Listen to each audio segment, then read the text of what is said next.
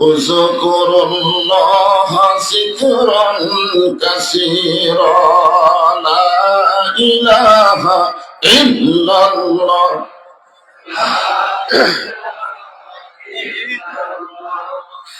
এতগুলো পুরুষ মানুষ একটু জবান খুলে লা ইলাহা ইল্লাল্লাহ লা ইলাহা যার দিলে আছে আমার আল্লাহর ভয়, যার মনে আছে আল্লাহর ভয়, যার দিলে আছে আল্লাহর ভয়। আল্লাহ আল্লাহ সব সময় আহার নিদের ভালো লাগে না, এই দুনিয়া ভালো লাগে না, ভালো লাগে শুধু আল্লাহ লা ইলাহা ইল্লাল্লাহ। চাঁদ সূর্য যারা গ্রহ তারা আল্লাহ নামের পাগল পারা, চাঁদ সূর্য যারা গ্রহ তারা আল্লাহ নামের পাগল পারা।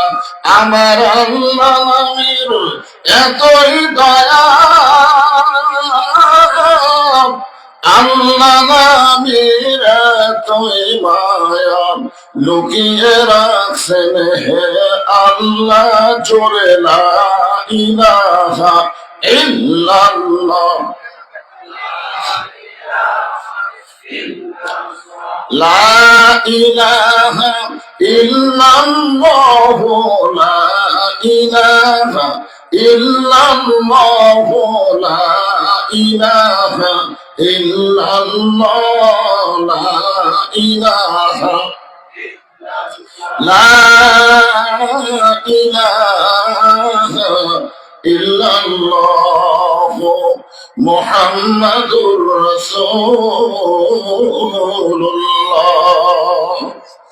সকলে বলি সাল্লাল্লাহু আলাইহি ওয়াসাল্লাম।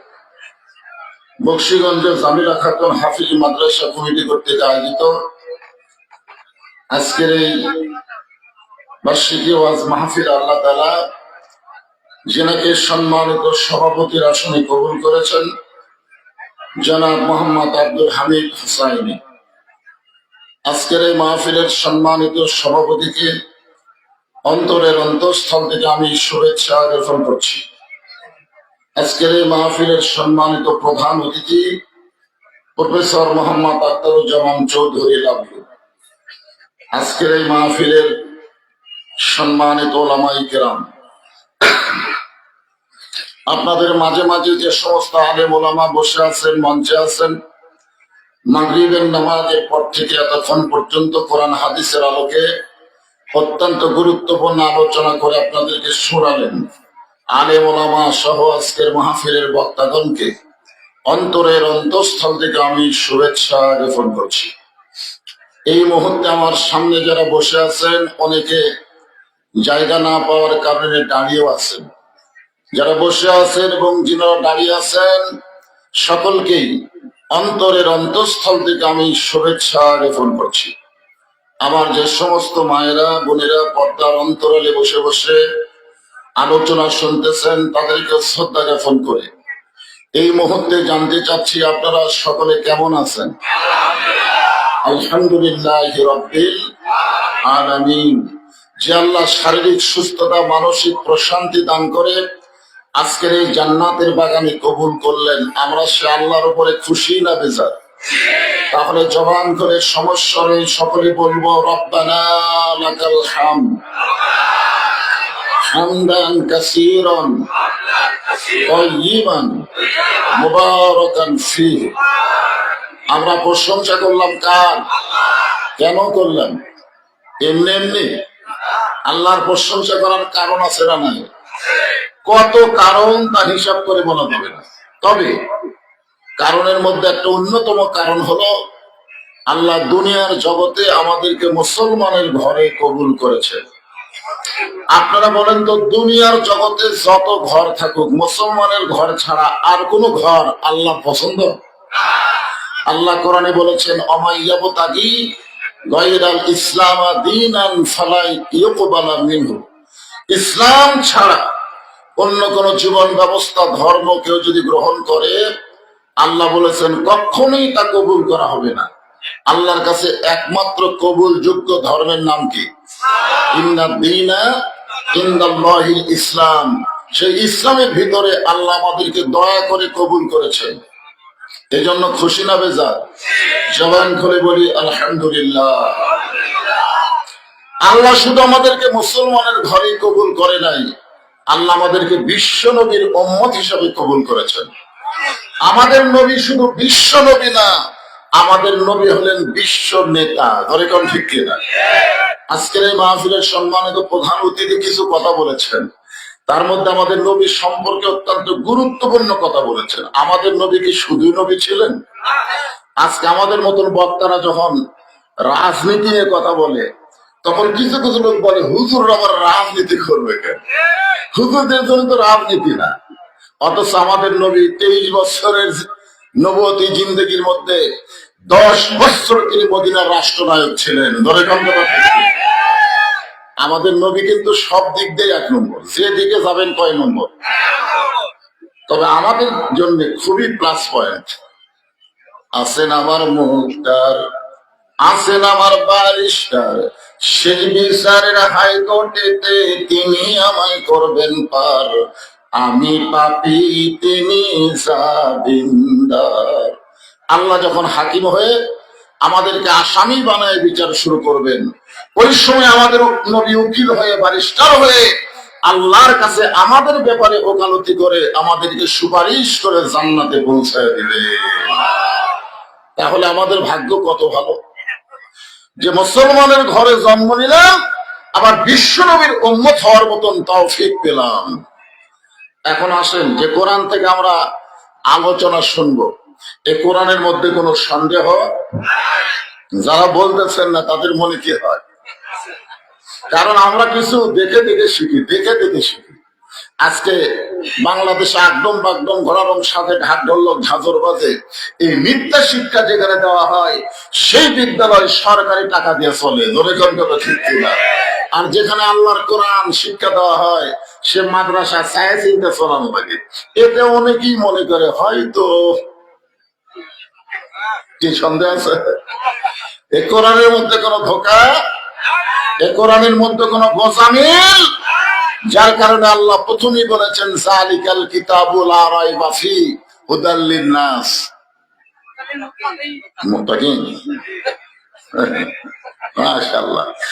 আমি মনে করলাম যে বক্তা ভুল করলে লোকমা দেওয়ার কেউ নেই, তা দেখলাম না আছে। এখানে যদি আল্লাহ হুদাল লিন-নাস বলতো, তাহলে পাইকারি হারে সব দলের মুসলমানই কোরআন থেকে হেদায়েত পেত। কিন্তু আল্লাহ এখানে হুদাল লিল মুত্তাকিন বলে সব দল রাখেনি, এক দল, সেই দলের নাম হওয়া লাগবে মুত্তাকির দল। ধরে বলেন কিসের দল? আপনারা যেরকম বসে বসে ওয়াজ শুনতেছেন, অনেকে দাঁড়িয়েও শুনতেছেন। কোরআন শোনার দিক দিয়ে 1 নম্বর শ্রোতার নাম হলো আবু জেহেল। মানে শোনার দিক দিয়ে আবু জেহেলের চাইতে ভালো কোরআন কেউ শোনেনি। মানে নবীর সামনে তো জায়গায় পায়নি, ঘরে বসার সুযোগ পায়নি, বাহির থেকে চোরের মতন চুপি চুপি সারা রাত কোরআন তেলাওয়াত শুনছে, সারা রাত। সকালবেলা গিয়ে আবু জেহেল হঠাৎ মুখ ফসকে বলে ফেলেছে, এত সুন্দর কোরআনের বাণী, রাতটা কোন দিক দিয়ে গেল আমি বুঝবারই পারিনি। সুবহানাল্লাহ বলেন। আবু জেহেল কি কোরআনের বিরুদ্ধে কইছে? কি বলছে? এত সুন্দর কোরআনের বাণী, রাতটা কোন দিক দিয়ে গেল আমি বুঝবারই পারিনি। আবু সুফিয়ান বলে, নেতা, যে কোরআন শুনতে রাত কোন দিকটা যায় বোঝা যায় না, সেই কোরআন ধরলে অসুবিধা কি? শুনলেই যদি এত মজা হয়, তাহলে এটা ধরলে অসুবিধা কি? আজকে আমাদের বাংলাদেশে আবু জেহেলের দল করা যারা কোরআনের বাহিরে থাকতে চাই, তারা বলে ইসলামে কোনো রাজনীতি নাই, কোরআনে কোনো রাজনীতি নাই। এরা আসলে কিন্তু তলে তলে আবু জেহেলের লোক। চিন্তা করে দেখেন, আবু সুফিয়ান কিন্তু মারাত্মক কথা কইছে, যে কোরআন শুনতেই এত ভালো লাগে, সে কোরআন ধরলে অসুবিধা কি? আবু জেহেল বলতেছে তুই আমার কাছে আয়। যেই কাছে গেছে কানের কাছে ফিস ফিস করে বলতেছে এই কোরআনকে যদি গ্রহণ করি, কোরআনকে যদি ধরি, তাহলে তোর আমার ভুয়া নেতৃত্ব চলবি না। আমরা যে ভুয়া নেতৃত্ব দিচ্ছি এটা কোরআনকে গ্রহণ করলে দেওয়া সম্ভব নয়। আজও বাংলাদেশে সাধারণ মানুষের মাথায় তারা কাঁঠাল ভাঙ্গে খায়, তারা আবু জেহেলের মতন নেতা হবার চায়। ধরে কথা ঠিক না? কোরআনকে যদি গ্রহণ করি তাহলে তোর আমার ভুয়া নেতৃত্ব চলবে না, আসল নেতা হয়ে যাবে আব্দুল্লাহর এতিম পোলা। এখন যারা এখানে বসে আছেন, এখানে আল্লাহ কেন বললেন হুদাল্লিল মুত্তাকিন? পাইকারি হারে কোরআন সবাইকে হেদায়েত দিবে না, কেবলমাত্র মুত্তাকি বান্দা বান্দি যারা কোরআন থেকে হেদায়েত পাবে তারা। জোরে ঠিক। আমি সেই কোরআন থেকে ছোট্ট একটা সূরা আপনাদের সামনে তেলাওয়াত করেছি। সূরাটার নাম হলো সূরা আসর। ধরে বলেন নাম কি? আসর শব্দের অর্থ হলো সময়। বর্তমান কেমন সময় চলতেছে আপনাদের এলাকায়? মানে সময়ের কিন্তু খুবই গুরুত্ব আছে। 15.5 বছর হাসিনা ইচ্ছা মতো সময় পার করছে। ধরে ইচ্ছা মতো মনে করতেছিল আর কেউ নাই, 41 সালের আগে আমাকে নামাইছে। আল্লাহ কয় তোর সময় কতদিন তুই জানিস না, আমি আল্লাহ জানি। নামতে না চাইলেও ঘাড় ধরে নামাবার পারি। জোরে কথা ঠিক কিনা? 24 সালের 5 আগস্ট কে নামাই দিছে? আরো জোরে বলেন না কে নামাই দিছে? আল্লাহ। সময় অত্যন্ত গুরুত্বপূর্ণ বিষয়। এখন এই জুয়ান সময় পায়া যুবক হয়ে অনেক ছেলেরা মনে করতে যে কি হনুরে, কিছুই হন নাই। ছোট্টবেলা একটা গান শুনছিলাম, আব্দুল আলিম কইছিল। গানটা কে গাইছিল? নিচে মায়াই বন্দি খাইকা করলাম কত খেলা, পশ্চিমে তাকায়া দেখো তোমার ডুইবা গেছে বেলা। বেলা মানে সময়, বেলা মানে সময়। আমরা যারা এখানে বসে আছি আপনারা বলেন তো, যে সময় আমাদের মাঝ থেকে বিদায় নিল এই সময়কে আর আমরা ফিরে পাবো? প্রত্যেক ধাপে ধাপে আমরা কিন্তু আমাদের হায়াত অতিক্রম করে আমরা মৃত্যুর দিকে হাঁটতেছি। ধরে কথা ঠিক কিনা? এই জন্য আল্লাহ সময়ের কসম করেছে, কারণ বর্তমান সময় আল্লাহ সেই সময়ের কসম। খুব খেয়াল করবেন। ছোট বাচ্চা আমার কাছে নিয়ে মা বলছে হুজুর সবসময় কান্দে, একটু ফুঁফা দেন তো। তাকে আয়াতুল কুরসি পড়ে ফু দিলাম। কোরআনের সবচেয়ে গুরুত্বপূর্ণ আয়াত হলো আয়াতুল কুরসি। ফু দিলাম, ওর কান্না আরো বেড়ে গেছে। মায়ে তো মন খারাপ করে নিয়ে চলে গেল। কয়েকদিন পরে এসে বলতে হুজুর ফোফা দিয়ে হবে না, একটু পানি পড়া দেন। আমি কোরআনের সবচেয়ে গুরুত্বপূর্ণ সূরা, যে সূরাকে বলা হয় সূরাতুশ শিফা, সূরা ফাতিহা পড়ে ফালাক নাস পড়ে ফু দিলেন, যে পানি খাওয়া মা দিকে কান্না হয়তো থামবে। পানি খাওয়ানোর পরে মা এসে রাগ করে বলতে যে হুজুর বর্তমান সময়ে দোয়া দরুদের কাম নেই, বর্তমান সময়ে দোয়া দরুদের চলবে না, আপনার পানি পড়া খায়া আরো জোরে কান্দে। আমি চিন্তা করলাম তাহলে এই সময় কি হবে। কিছুদিন পরে মায়ের সঙ্গে দেখা হয়ে বললাম, মা তোমার সন্তানের খবর কি? কার কান্দে না? আমি না কোন দোয়া দিয়ে কাম হলো? তাই দোয়া লাগেনি হুজুর। যখনই কান্দে ওর বাপ একটা মোবাইল কিনছে, চালু করে দেয়, ওরা কান্না করে। যে সময় মোবাইল চালু করে বাচ্চার কান্না থামানো লাগে, যে সময় ছোট বাচ্চা মোবাইল ছাড়া ভাত খায় না, এই সময় অত্যন্ত গুরুত্বপূর্ণ সময়। ধরে কথা ঠিক না? প্রত্যেকটা ইয়ং জেনারেশন যুবক ছেলেদের হাতে একটা করে মোবাইল আছে না নাই? ফিটিস করে আমার সেলফি তুলবার চাই। হুজুর একটা ক্লান্ত, আমি ক্লান্ত হয়ে আওয়াজ করে নামছি। গতকাল রাজশাহীতে 3-4 জন দৌড়ে আমার হাত আটকাইছে। কি হয়েছিল একটু?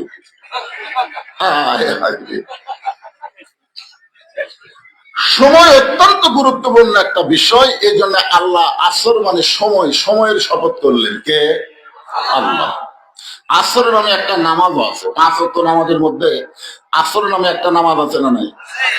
আপনারা বলেন তো, আসরের নামাজের পরে মাগরিব হওয়া কতক্ষণ সময়? 3 নামাজ খুব তাড়াতাড়ি হয় দেখবেন, আসর, মাগরিব, এশা। কি একটা শেষ না করতে আর একটা, তাই হয় না? আসর শেষ করার কিছুক্ষণ পরে কি মাগরিব, মাগরিব শেষ করার কিছুক্ষণ পরে এশা। আপনার বলেন তো 3 ওয়াক্ত তাড়াতাড়ি আর 2 ওয়াক্ত লম্বা কেন? এশা থেকে ফজর আর ফজর থেকে জোহর এই দুই অক্ত লম্বা সময় আসলে নাই, জোরে জন আছেন। ফজর থেকে জোহর আল্লাহ লম্বা সময় দেওয়ার কারণ হলো ওই সময়ের মধ্যে আপনি চাকরি বাকরি করবেন, ব্যবসা বাণিজ্য করবেন, খেতে খামারে কাজ কাম করবেন, অনেক কাজ আপনারা করবেন। এই কাজ করতে গিয়ে দেহের যে ক্ষয় হয়, কাজ কাম করতে গিয়ে দেহের ক্ষয় হয় না, এসা থেকে ফজর আল্লাহ লম্বা সময় দিছে। এই লম্বা সময় যদি আপনারা ঘুম পারেন, তাহলে এই ঘুমের মাধ্যমে আল্লাহ তাআলা দেহের ক্ষয় পুরা করে দিবে। তাহলে এই দুই সময় লম্বা দেওয়ার কারণ আছে না নাই? এখন এই 3 সময় কম দেওয়ার কারণ কি জানেন? না জানলে বলবেন জানি না, এক কথা বলবেন জানি না। জানার দরকার আছে না নাই? অবশ্যই জানবেন ইনশাআল্লাহ। আল্লাহ সময়ের শপথ করে বললেন, ইন্নাল ইনসানা লাফি খুসর। ইন্না মানে নিশ্চয়, ইনসান মানে মানুষ, লাফি মানে ভিতরে, খুসরুন মানে ক্ষতি। একত্রে অর্থ হলো নিশ্চয় মানুষগুলো ক্ষতির ভিতরে। আপনারা বলেন তো, আল্লাহর যত সৃষ্টি আছে তার মধ্যে সবচাইতে শ্রেষ্ঠ সৃষ্টির নাম কি? সবাই বলা লাগবে, আরো জোরে বলেন। এই মানুষের আরবি হলো ইনসান।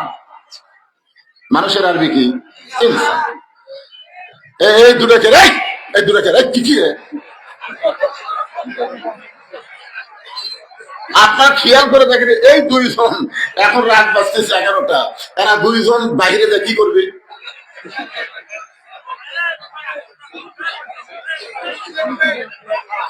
এমনি বলা হয় না 7 বছর থেকে নামাজের তালিম দাও, 10 বছর থেকে জোর করে নামাজ ধরাও। কারণ নামাজ যখন বাচ্চারা পড়বে, ওই বাচ্চারা অবশ্যই ধৈর্যশীল হবে। জোরে কথা ঠিক। আল্লাহ কোরআনে বলেছেন, ইয়া আইয়ুহাল্লাযীনা আমানু ইসতাঈনু বিস-সাবরি ওয়াস-সালাহ ইন্নাল্লাহা মা'আস সাবিরিন। কি ধৈর্যের নামাজ কেন এক জায়গায় করলেন?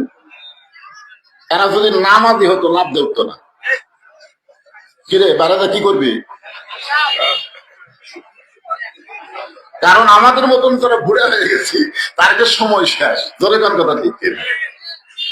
আমার এলাকার বুড়া মানুষ সারা জীবন ঘুষে চাকরি করছে, এখন চাকরি রিটায়ার হয়ে গেছে, চাকরি আর নাই। ওই আল্লাহর কাছে কাঁদতেছে আর বলতেছে, আল্লাহ আমি আর জীবনে ঘুষ খাবো না, আল্লাহ আমি। দুই কান্দের ফেরেশতাকে আল্লাহ কি করবো? যতদিনের চাকরি আছিল ঘুষের, ততদিনই কান্দেনি। যে চাকরি গাছের কান দিচ্ছে, এখন তো ঘুষ খাওয়ার সময় নাই। যখন হাতে চামড়া ঢিল, আল্লাহর সঙ্গে দিচ্ছে মিল, সারা জীবন নামাজ পড়বি, বুড়া বয়সে আমাদের 27 গুণ সওয়াবের নামাজ নষ্ট করতেছে। এরকম কিছু সিয়ার পার্টি ঘুরে আছে না নাই? জোরে কেন আছেন না? সারা জীবন নামাজ পড়েনি, এখন বুড়া বয়সে আল্লাহর সাথে মিল দিবার গেছে, কিন্তু রুকু সেজদা ঠিক মতো করবার পারে না, সিয়ার লেগে গেছে। আপনারা বলেন তো, মসজিদে নামাজ পড়লে সওয়াব কম না বেশি? সওয়াব কখন বেশি হবে? একলা একলা নামাজ পড়লে না জামাতের সঙ্গে নামাজ পড়লে? আর জামাতের সঙ্গে নামাজ পড়লে ইচ্ছা মতো দাঁড়ানো হবে না, পায়ের গোড়ালির সঙ্গে গোড়ালি মিল করে দাঁড়ান লাগবে। ধরে কথা দেখতে, যেই বেটা সিয়ারে বসে তার গোড়ালি গুটি।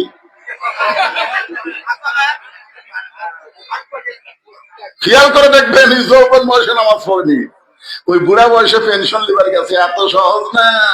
সরকারি চাকরি পেনশন খাবার গেলে যৌবন আগে সরকারক দেওয়া লাগবে। জোরে কোন কথা ঠিক না? তুমি সরকারি চাকরি বোঝো, তুমি আল্লাহর নামাজ বোঝো না। সরকারি চাকরি যেমন গুরুত্ব আছে, নামাজের গুরুত্ব ইমানের কাছে তার চাইতে বেশি। জোরে কোন কথা ঠিক না? এই পুস্কা খবরদার উঠি।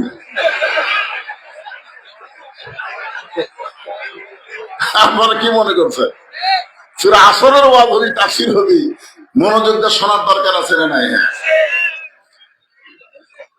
আমি চিন্তা করে দেখলাম, যেখানে আল্লাহ ইবাদতের কথা বলেছেন, হুজুর আপনি সরে থাকলেন তো, কাছে আসেন। যেখানে আল্লাহ ইবাদতের কথা বলেছেন, এই কোরআনে আছে। আল্লাহ কোরআনে বললেন, ওয়ামা খালাকতুল জিন্না ওয়াল ইনসা ইল্লা লিয়াবুদুন। মানুষ, জিন এবং মানুষকে আমি আল্লাহ তাআলা ইবাদতের জন্য সৃষ্টি করছি। তাহলে ইবাদতের কথা বলার সময় আল্লাহ জিন ইনসান বললেন, আর ক্ষতির কথা বলার সময় আল্লাহ জিনত বাদ দিলেন। এখানে আল্লাহর বলা দরকার ছিল ওই আয়াত অনুযায়ী, ইন্নাল জিন্না ওয়াল ইনসানা লাফি খুসর। নিশ্চয় জিন এবং ইনসান ক্ষতির ভিতরে। কিন্তু আল্লাহ তাআলা জিনক বাদ দিয়ে খালি ইনসানের কথা বললেন কেন? আপনারা বলেন তো, এই কথা বলার পিছনে কারণ আছে না নাই? কি কারণ? আদর করে, সবাই বলেন, আদর করে মানুষ আল্লাহ বানায়া কেমনে দিবেন ক্ষতির মধ্যে ফেলিয়া। আল্লাহ মানুষকে কত আদর করে বানাইছেন। সূরা ৩ যদি আপনারা পড়েন, কোন সূরা? দেখবেন আল্লাহকে ৪টা শপথ করছে। কয়টা? তিন। والزيتون وطور سنين وهذا البلد الأمين। কয়টা হলো? এরপর আল্লাহ বলতেছেন লাকাদ খলাকনাল ইনসানা ফি আহসানি তাকবীর। ৪টা শপথ করার পর আল্লাহ বললেন অবশ্যই মানুষকে আমি সর্বোত্তম আকৃতি দিয়ে সৃষ্টি করেছি। বলেন সুবহানাল্লাহ। সেই মানুষ ক্ষতির মধ্যে পড়ুক, এটা আল্লাহ চায়। কিন্তু আল্লাহ ক্ষতির কথা বলার কারণ হলো আল্লাহ আমাদেরকে অত্যন্ত ভালোবাসে। যে সন্তানকে বাবা ভালোবাসে সেই সন্তান ক্ষতির মধ্যে পড়ুক, এটা বাবা কখনো চায় না। দেখবেন বাবা সন্তানকে খালি ক্ষতির কথাই বলে, ক্ষতির কথাই বলে। সন্তান বলে বাবা আমার জীবনে কি লাভ নাই? লাভ আছে, আমি ক্ষতি সম্পর্কে সতর্ক হও। মানুষকে আল্লাহ এত ভালোবাসে যার কারণে ক্ষতির কথা বলে বললেন আল্লাহ ইল্লাল্লাযীনা আমানু ওয়া আমিনুস সালিহাতি ওয়া তাওয়াসাউ বিল হক ওয়া তাওয়াসাউ বিস সবর। এখানে কয়টা বিষয় আছে? আমার আঙ্গুলের দিকে তাকান, কয়টা? আরো জোরে। ১ নম্বর কি না? ১ নম্বর ক্ষতি না। ইল্লাল্লাযীনা আমানু, ১ নম্বর হলো ঈমান। এই যে আমার ভাই যেটা বললেন না যে লা ইলাহা ইল্লাল্লাহ হচ্ছে জিকির, মুহাম্মদ রাসূলুল্লাহ জিকির না। হ্যাঁ, একটা লোক যদি সারা জীবন মুহাম্মদ রাসূলুল্লাহ মুহাম্মদ রাসূলুল্লাহ মুহাম্মদ রাসূলুল্লাহ, ওর আমলনামায় একটা সওয়াবও লেখা পড়বে না। কারণ জিকিরের সওয়াব আছে, মুহাম্মদ রাসূল হলো সাক্ষী দেওয়া। ধরে কারণ কি দেওয়া? যেটা বললেন ঈমানদারকে ঈমান রক্ষা করার জন্য কিছু জিনিস জানা দরকার। কারণ নামাজ ভঙ্গের কারণ আছে না নাই? রোজা ভঙ্গের কারণ আছে না নাই? আপনার বলেন তো ঈমান ভঙ্গের কারণ কি? একটা লোক 5 ওয়াক্ত নামাজ পড়ে, কিন্তু এক সময় সে বিশ্বাস করে আমার দয়াল বাবার দরবারেতে কেউ ফিরে না খালি হাতে। আপনার বলেন তো আর ঈমান আছে না গেছে? কারণ দয়াল বাবার দরবারেতে কেউ ফিরে না খালি হাতে, এটা হলো শিরক। সেই লোকটা যদি বিশ্বাস করে আমার দয়াল আল্লাহর দরবারেতে কেউ ফিরে না খালি হাতে, আল্লাহ আল্লাহ আল্লাহ, এটা হচ্ছে ঈমান। আর এইটা কি? আমাদের বাংলাদেশে ৯৯% মুসলমান, অধিকাংশ মুসলমানের ঈমান নাই। ধরে কোন কি নাই? আল্লাহ কোরআনে বলেন ومن الناس من يقول آمنا بالله وباليوم الآخر وما هم بمؤمنين। মানুষের মধ্যে এমন কতগুলো মানুষ আছে যারা বলে আমাদের ঈমান আছে, আমরা আল্লাহ পরকালকে বিশ্বাস করি। আল্লাহ বলেছেন তারা মুমিন নয়। আল্লাহ মুমিন নয় বলার পিছনে কারণ কি? খুব গুরুত্ব দিয়ে শুনবেন। আমাদের ঈমান আছে না গেছে একটু খেয়াল করা দরকার। সাহাবীরা বললেন ইয়া রাসূলুল্লাহ, যে ঈমানটা এত গুরুত্বপূর্ণ সেই ঈমান সম্পর্কে আমরা একটু আপনার কাছে জানবার চাই। রাসূল বললেন তাহলে শোনো, আপনারাও শোনেন। ইকরার বিল লিসান, তাসদীক বিল জানান, আমল বিল আরকান, এরই নাম হলো ঈমান। জবানে বলতে হবে লা ইলাহা ইল্লাল্লাহ। বলেন লা ইলাহা। শুধু জবানে বললে হবে না, তাসদীক বিল জানান, এইটা কলিজার মধ্যে জায়গা দেওয়া লাগবে। কলিজার মধ্যে যখন ঈমানের জায়গা হবে, ওই মানুষের চরিত্র কেমন হবে? কেমন কেমন ভালো একটা দৃষ্টান্ত দিই। নাম হলো মতিউর রহমান নিজামী, নাম শুনছেন? তাসদীক বিল জানান, খুব খেয়াল করবেন, কলিজার মধ্যে ঈমান। উকিল বলতেন স্যার আপনি একটা দলের আমির, আপনার ফাঁসির রায় কার্যকর হবে, যে কোনো সময় আপনি যদি ফাঁসি থেকে বাঁচবার চান তাহলে রাষ্ট্রপতির কাছে একটা দরখাস্ত লেখেন। রাষ্ট্রপতি দয়া করে যদি আপনাকে মাফ করে দেয় তাহলে আপনার ফাঁসি কার্যকর হবে না। তখন মতিউর রহমান নিজামী মুচকি মুচকি হাসতেছে। উকিল বলে, স্যার হাসেন কেন? বলে, হাসার কারণ হলো তোমার কথা শুনে। তুমি তো আমাকে বলতেছো রাষ্ট্রপতির কাছে দরখাস্ত লিখতে। তুমি জানো বাংলাদেশ হওয়ার পরে 3টা রাষ্ট্রপতিকে আমি ক্ষমতা থাকা অবস্থায় মরা দেখছি। কয়জন দেখছি? একটা হলো শেখ মুজিবুর রহমান, একটা হলো জিয়াউর রহমান, একটা হলো জিল্লুর রহমান। যারা ক্ষমতা থাকতে নিজেরাই মরে যায় তাদের কাছে কোনো ইমানদার কোনদিন প্রাণ ভিক্ষা যাবে না।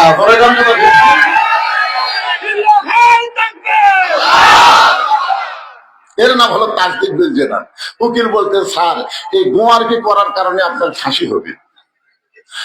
সঙ্গে সঙ্গে মতিউর রহমান নিজামী মুচকি মুচকি হেসে বললেন, আমার ফাঁসি হবে কিন্তু আমার মৃত্যু হবে না। তাসদিক বিল জেনান কারে কয়? বলে, আমার ফাঁসি হবে কিন্তু মৃত্যু হবে না। উকিল বলে, স্যার আপনার ফাঁসি হবে মৃত্যু হবে না, এইটা কেমন কথা?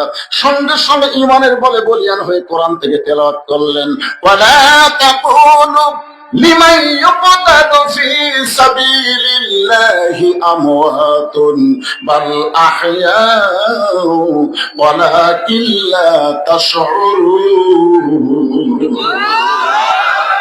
আল্লাহ রাস্তায় যাদেরকে অন্যায় ভাবে হত্যা করা হয় তাদেরকে তোমরা মৃত্যু বলো না, আমি আল্লাহ বলতেছি তারা জীবিত। বলে কারণ সুবহানাল্লাহ। আপনারা বলেন তো আবু সাইদ কি রংপুরে আবু সাইদ কি মরে গেছে নাকি? আমার এলাকার গ্রাম সম্পর্কে এক ভাই আমারে বলতেছে, হুজুর অনেক বছর পরে আল্লাহ আমার একটা বেটা দিছে, আপনি আলেম মানুষ একটা ভালো নাম রাখেন তো। তখন আমি বললাম, ঠিক আছে তোমার ছেলের নাম রাখো আবু সাইদ।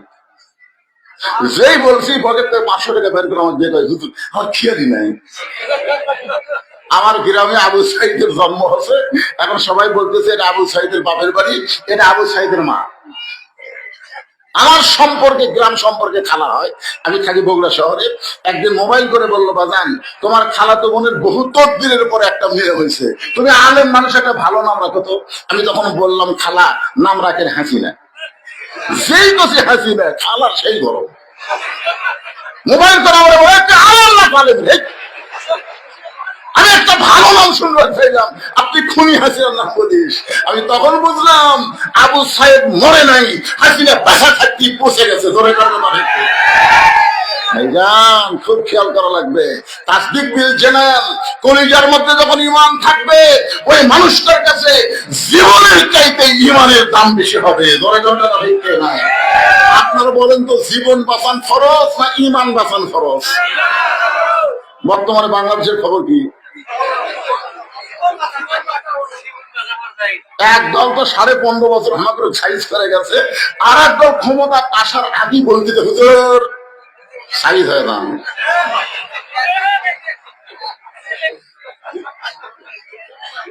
আমাকে বলে, হুজুর আওয়ামী লীগ ছিল ক্ষমতায়, আগামীতে বিএনপি ক্ষমতাতে আসবে। আমি বললাম, তাহলে আল্লাহর খবর কি? না, আওয়ামী লীগ যদি ক্ষমতার থাকে আবার বিএনপি ক্ষমতার যাবে, তাহলে আল্লাহ কোন জায়গাটা আছে? অথচ জানেন দৈনিক ফজরের নামাজের পর আমরা সূরা মুলুক তেলাওয়াত করি। দৈনিক ফজরের নামাজের পরে সূরা মুলুক আমরা তেলাওয়াত করি, সূরা ইয়াসিন তেলাওয়াত করি। সূরা মুলুকের মধ্যে আল্লাহ বললেন, প্রথমে আল্লাহ বললেন, তাবারাকাল্লাযী বিয়াদিহিল মুলকু ওয়া হুয়া আলা কুল্লি শাইইন কাদির। ক্ষমতায় কে ছিল? কথা কয় না। ওহু আলা কুল্লি শাইইন কাদির কি বুঝতেছেন? ক্ষমতা কে ছিল? বর্তমানে কে আছে? ভবিষ্যতে কে থাকবে? কোন দল ক্ষমতায় থাকবে না। কেউ যদি বলে আওয়ামী লীগ ক্ষমতা ছিল, বিএনপি ক্ষমতা আসতেছে, বলা মাত্রই সারা মুশরিক হয়ে যাবে। ক্ষমতা কাউরে ভাগ দেওয়া যাবে না, ক্ষমতার একমাত্র মালিককে। ইমান এত সোজা না। শ্বাসকালে বসে তো গল্প ঠিকই মারতেছে। আগামীতে যা দেখতেছি ভাই, বিএনপি ক্ষমতার যাবে। বিএনপি যদি ক্ষমতার যাবে তুই মুশরিক হয়ে গেলি। গোটা পৃথিবীর রাজত্ব কর্তৃত্ব মালিকানা কার হাতে? সমস্ত ক্ষমতার মালিককে। তাসদিক বিল জেনান, কলিজার মধ্যে যখন ঈমান থাকবে তখন এই জিনিসগুলো মানুষ বুঝতে পারবে। এরপরে রাসূল বললেন আমল বিল আরকান, ঈমান অনুযায়ী আমল করা লাগবে। আপনাদের কাছে আমার প্রশ্ন হলো, ঈমানকে রক্ষা করতে গেলে যে আমলটা